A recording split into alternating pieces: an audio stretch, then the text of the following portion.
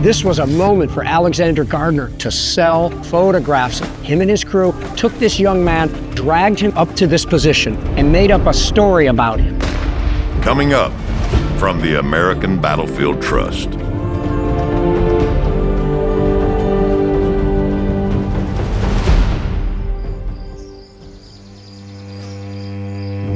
The blazing midsummer sun, tempered by some clouds above, must have been heavy in the air as Alexander Gardner and his crew arrived at Gettysburg and secured photos of the battlefield, and namely, becoming the only photographic team to secure photos of the human carnage on the Gettysburg battlefield.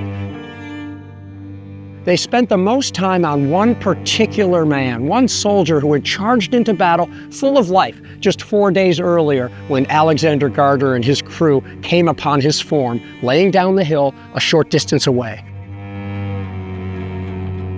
He was lying right here, and you can see some of the distinctive rocks in the background. He didn't look like the other soldiers. He wasn't bloated. He looked like he could be your son or your brother. And they exposed 4 precious plates on him in different directions, really trying to bring home the sadness of this moment. At some point, they also discovered a perfect photographic location about 72 yards away from here. This location right here. Big boulders, there's a stone wall right near it, little round top in the background, but alas, there was no corpse. And in a flash of creative excitement, him and his crew took this young man onto a blanket and dragged him the 72 yards up to this position.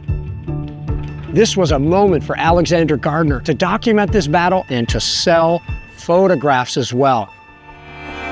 And we can actually step into the scene where Alexander Gardner and his crew actually put a soldier on a blanket and dragged him here to this particular location.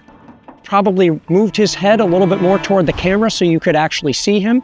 They placed a prop gun against the wall, and that same gun appears in numerous photos that they took here at Gettysburg. And they laid him out here and made up a story about him. This is a sharpshooter's last sleep, or home of a rebel sharpshooter. They arranged other items around him, a cartridge box pouch. You can see part of a haversack strap. You can see part of that blanket that they had carried him on. After they recorded the one shot with a big camera on a big 7x9 glass plate, which affords astounding resolution, they then took out their twin lens camera, a stereo camera with 2 lenses an eye width apart, allowing them to mount it onto a 3D card so you could see it in 3D. Between the 2 photographs they took, one he looks in one direction and he looks slightly into another direction later. They got a little lower to the ground. They moved the blanket forward a bit and they recorded this photo. Scene manipulation was common at that time. They regularly placed an artillery shell or a prop gun.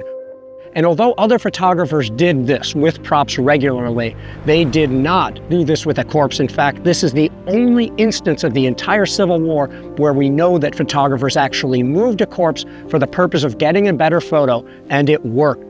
They converted it into an engraving so that mass numbers of people could see it in things like Harper's Weekly.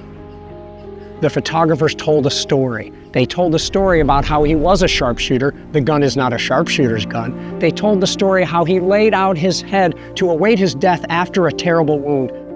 And with the story that they attached to this particular photo, a sharpshooter's last sleep, a home of a rebel sharpshooter, it became one of the most popular photos of the Civil War. As to his identity, we just don't know. I mean, he's one of so many soldiers who fell here. The 1st Texas fought here on July 2nd, so did the 17th Georgia on July 2nd. We can only surmise who he was based on where he was found. But we just don't have the ability to identify people by face alone, at least yet. For us today, and probably for all time, he will remain a nameless corpse, standing out with the dubious distinction of being the most photographed close-up corpse of the entire Civil War. And this soldier not only didn't deserve this, he certainly couldn't have expected what was coming, that America would see his face. Stories would be made up about him. This was exactly the opposite of a good death in the 19th century. Photographers moved a body, and they're going to carry him up here, make up stories about him, place things in different locations around him, and then sell those photographs to a hungry public who had really never seen images like that before the previous year.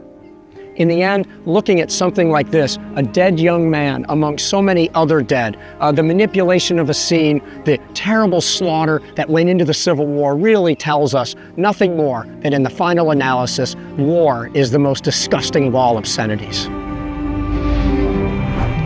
Get inspired at battlefields.org.